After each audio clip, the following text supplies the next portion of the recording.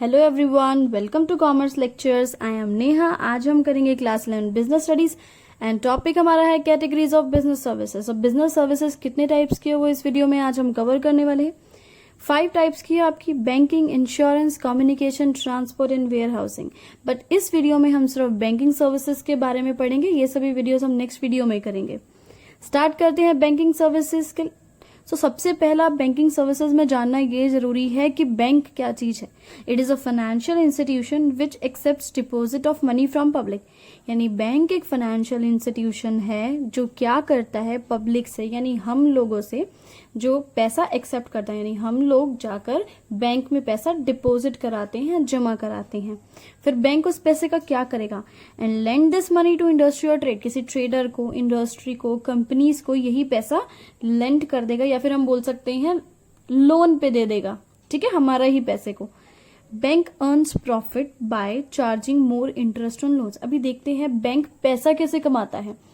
Bank क्या करता है, जैसे कि हमने बैंक को पैसा दिया, हमने डिपॉजिट कराया पैसा बैंक में, तो हमें जो है उस पर इंटरेस्ट देता है वो 3-4% जितना भी इंटरेस्ट देता है वो। लेकिन जब हमारे पैसे को वो लोन पर देगा तो वो ज्यादा इंटरेस्ट चार्ज करेगा। यानी लोन पे जब वो पैसा देता है किसी को तो हमें बैंक को उसके बदले इंटरेस्ट देना पड़ता है ना, ब्याज देना पड़ता है, तो वो होगा 10-12%।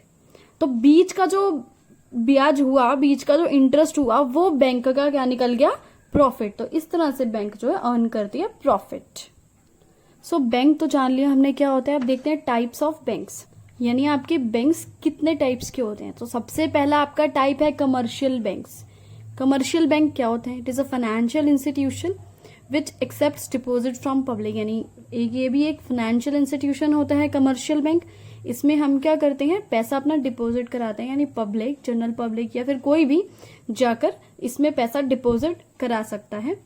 It offer loans for the purpose of consumption और investment.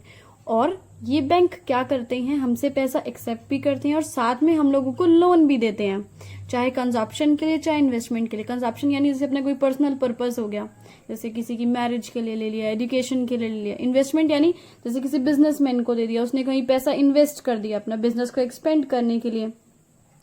It pays interest on deposits. हम जो पैसा डिपॉजिट कराते हैं, बैंक में जमा कराते हैं, उसके बदले बैंक हमें इंटरेस्ट देता है। चार्ज इंटरेस्ट ऑन लोन्स, यानी जब बैंक हमें लोन देता है तो उसके बदले हमें बैंक को इंटरेस्ट देना पड़ता है। ठीक है, आ गया पूरा प्रोसीजर समझ। नेक्स्ट पढ़ते हैं टाइप्स ऑफ कमर्शियल बैंक्स। आपके ये जो कमर्शियल बैंक्स हैं वो कितने टाइप के हैं, आपके 2 टाइप्स के हैं। सबसे पहला टाइप हुआ है आपका पब्लिक सेक्टर बैंक्स। तो पब्लिक सेक्टर बैंक्स क्या होते हैं, नाम में ही दिख रहा है पब्लिक, यानी कुछ गवर्नमेंट से रिलेटेड है। ऑन बाय गवर्नमेंट, यानी इनकी ऑनर कौन होती है, गवर्नमेंट होती है। Give more importance to social welfare than earning profit. अभी गवर्नमेंट का कोई बैंक है, गवर्नमेंट का कोई भी इंस्टीट्यूशन हो, कोई भी ऑर्गेनाइजेशन हो, वो किस चीज पर ध्यान देती है, सोशल वेलफेयर पर। अर्निंग प्रॉफिट उसका मेन मोटिव नहीं होता है, उसका मेन मोटिव होता है कि सोशल सर्विस प्रोवाइड करानी है। एग्जाम्पल है इसकी जैसे SBI, state bank of India, PNB, Punjab national bank. ये कुछ बैंक्स हैं जो कि क्या है, गवर्नमेंट बैंक्स है या फिर पब्लिक सेक्टर बैंक्स हैं। आगे देखते हैं आप प्राइवेट सेक्टर बैंक्स। नाम में ही प्राइवेट है तो आप समझ गए होंगे definition. Owned, managed and controlled by private sector. Private sector banks वो होते हैं जिन्हें प्राइवेट सेक्टर या प्राइवेट इंडिविजुअल्स जिनके ऑनर होते हैं और सारा सब कुछ उनके हाथ में ही होता है। सारा कंट्रोल किसके हाथ में होता है, प्राइवेट इंडिविजुअल्स के। और इनका मेन मोटिव क्या होता है, अर्निंग प्रॉफिट।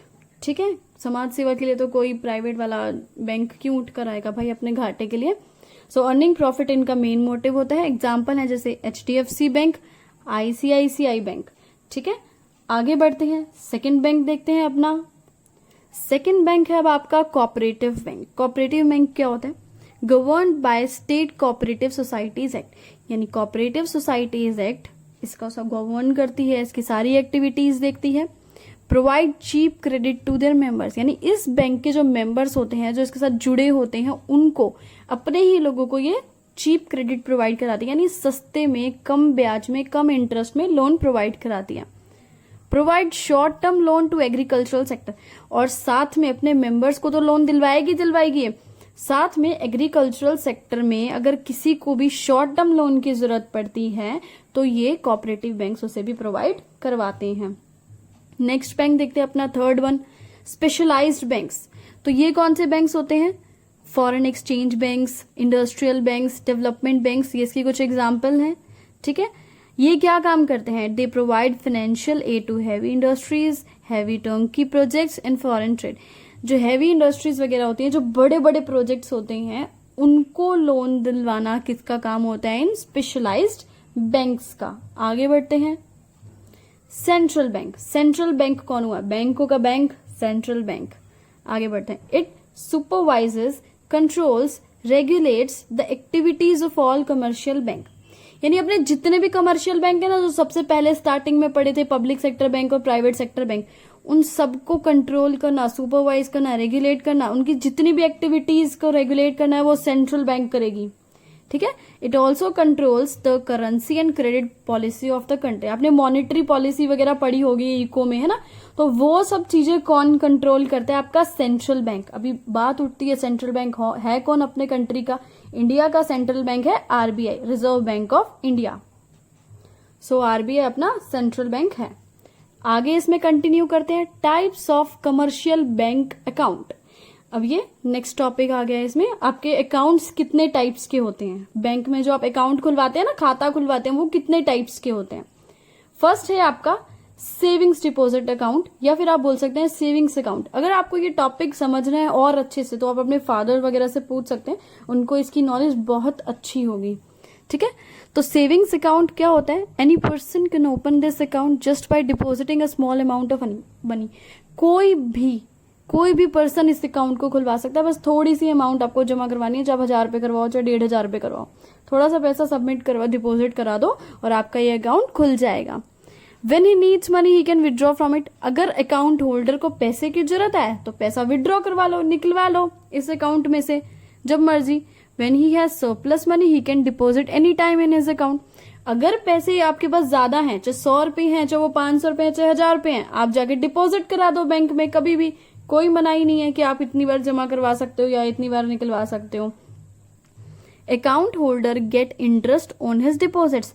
और जो अकाउंट होल्डर होगा सेविंग्स अकाउंट में, जिसका भी अकाउंट खुला होगा, उसको थोड़ा बहुत इंटरेस्ट भी 3 to 4% कुछ इंटरेस्ट है, वो आपको इस डिपॉजिट पे यानी पैसे जमा करवाने पे मिल जाएगा। आगे पढ़ते हैं current deposit account. So current account क्या होता है? Businessman can open this account. अभी सेविंग्स अकाउंट में हमने पढ़ा था इसे कोई भी खोल सकता है, लेकिन अगर बात की जाए करंट अकाउंट की तो इसे सिर्फ बिजनेसमैन खोल सकते हैं। He can deposit and withdraw money whenever he desires। अभी इसमें क्या है, जब मर्जी वो डिपॉजिट करा सकता है पैसा, जब मर्जी विड्रॉ, क्योंकि बिजनेसमैन का क्या होता है, मिनट मिनट में पेमेंट आती है, एक एक दिन में 5-5 6-6 पेमेंट आती है बार बार, और बार बार उनको पैसा किसी किसी को सेंड करना पड़ता है ना, तो इसलिए ये बनाया गया है current account. Account holder can withdraw money only by cheque, और इसमें पैसा सिर्फ चेक के थ्रू ही निकाला जा सकता है। Overdraft facility is also available on this account. इस अकाउंट में ओवरड्राफ्ट की फैसिलिटी भी अवेलेबल होती है। ओवरड्राफ्ट फैसिलिटी का मतलब है, जैसे कि आपके अकाउंट में अभी 20,000 रुपए पड़े हैं और आपको चाहिए 25,000 रुपए, तो आप वो 25,000 रुपए निकलवा सकते हो। चाहे आपके अकाउंट में 20,000 है लेकिन 5,000 एक्स्ट्रा आप वो निकलवा सकते हो, उस चीज को बोलेंगे overdraft facility. No interest is paid on this account. इस अकाउंट में कोई भी इंटरेस्ट नहीं दिया जाता, क्योंकि इसमें क्या होता है, बार बार पेमेंट आती है, बार बार पेमेंट चली जाती है, अकाउंट में पैसा रुकता ही नहीं है, तो इसलिए ये जो है रूल बना दिया गया कि इस पे इंटरेस्ट नहीं मिलेगा। बट सेविंग्स अकाउंट जो है उस पे आपको इंटरेस्ट थोड़ा बहुत मिलता है। नेक्स्ट है आपका रिकरिंग डिपॉजिट अकाउंट। ये अकाउंट क्या है? Account holder can deposit a fixed amount every month for fix period. Account holder या जिसने इस में अकाउंट खोला है वो हर महीने, ठीक है, पैसा जमा करवाएगा इस अकाउंट में। सपोज 1000 रुपए वो जमा करवा रहा है, तो हर महीने यहाँ पे एक है कंडीशन कि हर महीने आपको जमा करवाने ही करवाने हैं। यहाँ पे सेविंग्स अकाउंट और करंट अकाउंट की तरह मर्जी नहीं है कि जब आपकी इच्छा करे 2 महीने में 3 महीने में पैसे जमा करवाओ। इसमें ये है, आपने जैसे कि बोला है कि मैं पूरे 2 साल तक हर महीने 1000 रुपए जमा करवाऊंगा, तो आपको पूरे 2 साल तक वो 1000 रुपए बैंक में जमा करवाने ही करवाने हैं। On maturity he gets his deposited amount plus interest. और जब वो डेट मेच्योर हो जाएगी, यानी आपने जैसे 2 साल के लिए करवाया था, तो 2 साल बाद आपको सारा अमाउंट जितना भी आपने 1000 रुपए पर मंथ डिपॉजिट करवाया था, साथ में उसका जितना भी इंटरेस्ट या ब्याज बनता है, वो आपको मिल जाएगा उस डेट पर। Rate of interest is higher than that of savings account, और सेविंग्स अकाउंट पर जो आपको इंटरेस्ट मिलता है उससे थोड़ा ज्यादा इस पे इंटरेस्ट मिलता है। नेक्स्ट पॉइंट पढ़ते हैं अपना। नेक्स्ट है आपका फिक्स डिपॉजिट अकाउंट। ये इसके बारे में तो खैर सबको ही नॉलेज होगी, एफडी करके सबने सुना होगा। पेरेंट्स वगैरह जैसे कराते हैं अपनी डॉटर की मैरिज के लिए या एजुकेशन के पर्पज से करवा देते हैं। अगर आपको नहीं नॉलेज या फिर आपको ये वीडियो ना समझ आए तो अपने फादर से पूछिएगा, बहुत अच्छे से आपको एक्सप्लेन कर देंगे, क्योंकि जब मैं 11th में थी मैंने भी अपने फादर से ही पूछा था, उन्होंने मुझे बहुत अच्छे से समझाया था। Money is deposited in this account for a fix period. इसमें क्या होता है, कोई फिक्स पीरियड के लिए, सपोज 6 महीना, 1 साल, 2 साल, 5 साल, उसके लिए आप एक अमाउंट जमा करवा देते हैं। जैसे कि आपने क्या किया, 1 लाख रुपए पूरे 5 साल के लिए जमा करवा दी कि 5 साल तक मैं इस पैसे को नहीं निकालूंगा। ठीक है, तो फिक्स पीरियड के लिए आपने ये पैसा जमा करवा दिया। मतलब बीच बीच में जमा नहीं करवाने हैं बार बार, बस एक बार एक पूरी लमसम अमाउंट आपने जमा करवा दी कि हाँ भाई मैं 10 साल के लिए या 5 साल के लिए पैसा जमा करवा रहा हूं, अब मैं ये 5 साल बाद ही निकलवाऊंगा पैसे। ठीक है, FD is repayable after expiry of that specified period. और जब आप वो 5 साल पूरे हो जाएंगे तब आपको आपका ये पैसा मिल जाएगा। ठीक है, और इस पे आपको इंटरेस्ट भी मिलता है। Longer the period of deposit higher the rate of interest. जितने लंबे समय के लिए आप पैसा जमा करवाओगे उतना ज्यादा आपको इंटरेस्ट इसमें मिलेगा। मतलब जितना लंबे समय के लिए आप फिक्स पीरियड डिसाइड करोगे कि 4 साल 5 साल, उतना आपका इंटरेस्ट रेट बढ़ता जाएगा। Rate of interest is highest in this account.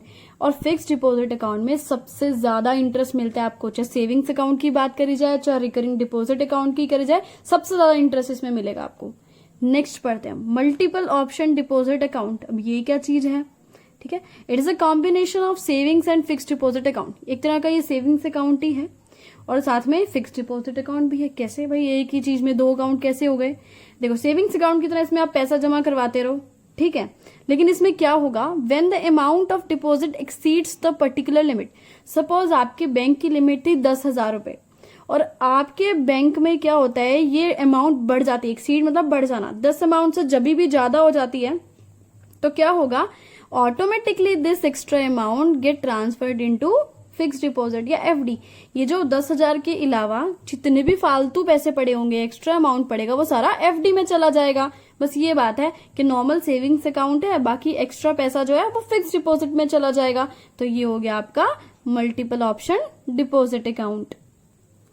Next topic है टाइप ऑफ एडवांसेस। हमने एक वर्ड पढ़ा था ना, लोन्स एंड एडवांसेस, तो उसमें एडवांसेस क्या चीज है? Bank overdraft. बैंक ओवरड्राफ्ट क्या चीज है देखते हैं।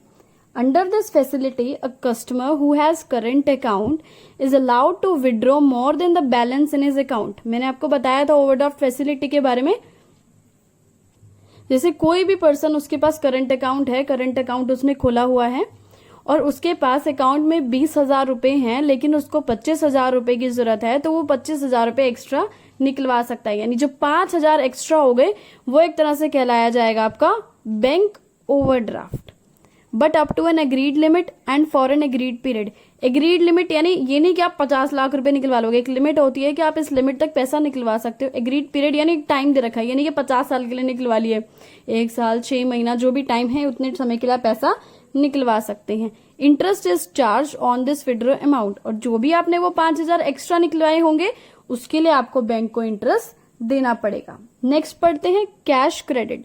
सो कैश क्रेडिट मतलब क्या होता है, borrower is allowed to withdraw up to a certain limit against some security.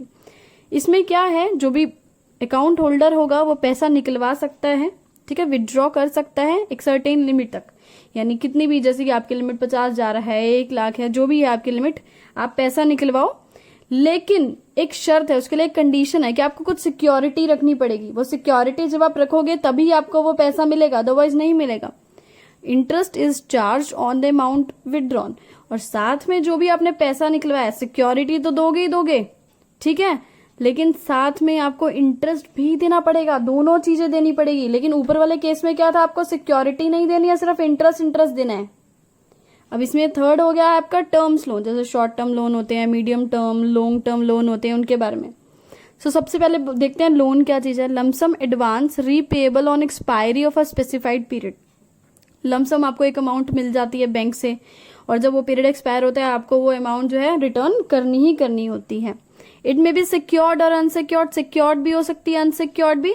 Secured से मतलब है कि आपको सिक्योरिटी देनी पड़ेगी तब जाके लोन मिलेगा। जैसे कुछ होता है ना गिरवी रखना टाइप, जैसे आप कहीं बाहर से जाते हो कुछ लोन या किसी से पैसा उठाते हो तो गिरवी रखते हो, कुछ कई लोग गोल्ड वगैरह रख देते हैं ना, ऐसे ही बैंक के सामने भी कुछ सिक्योरिटी रखनी पड़ती है। अनसिक्योर्ड भी हो सकते हैं लोन, जरूरी नहीं है कि सिक्योरिटी जो है देनी पड़े। May be paid back by borrower in instalments, और ऐसा भी होता है कि जरूरी नहीं होता है कि एक बार ही पूरी अमाउंट देनी पड़े आपको उस पीरियड एक्सपायर होने के बाद या मैच्योर होने के बाद, जो भी है।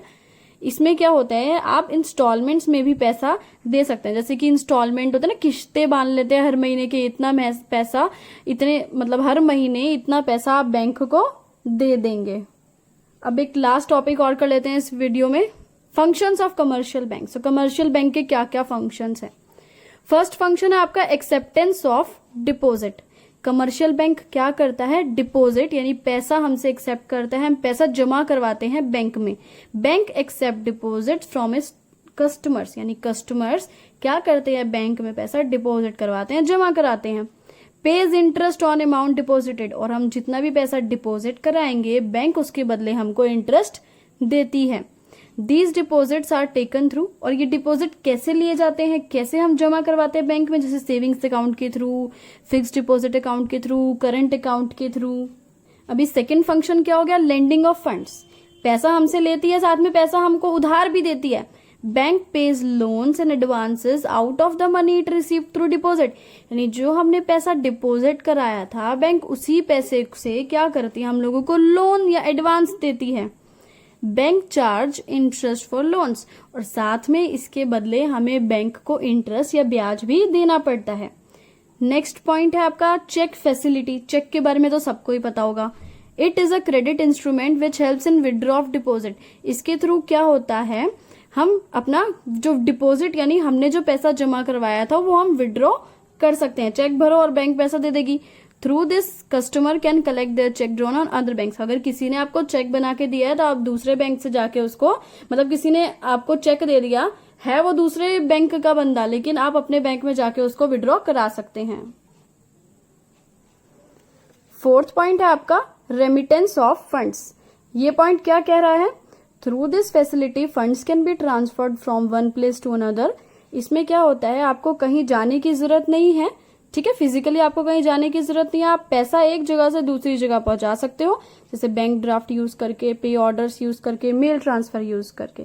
लास्ट पॉइंट है आपका अलाइड सर्विसेज। इसमें क्या होता है, बैंक प्रोवाइड सर्विसेज, यानी कुछ सर्विसेज प्रोवाइड करती है बैंक, जैसे bill payment, locker facilities, payment of insurance premium, यानी आप जो है इंश्योरेंस बैंक से डायरेक्ट आपकी सैलरी में से बैंक अकाउंट में से कटता रहता है हर महीने जो इंश्योरेंस का प्रीमियम है। या फिर लॉकर प्रोवाइड कराती है कि भाई आपके पास गोल्ड वोल्ड कुछ है, आप उस लॉकर में सेफली रख सकें। सो इसी के साथ आपका वीडियो खत्म हुआ। Thanks for watching this video. Please like share and subscribe.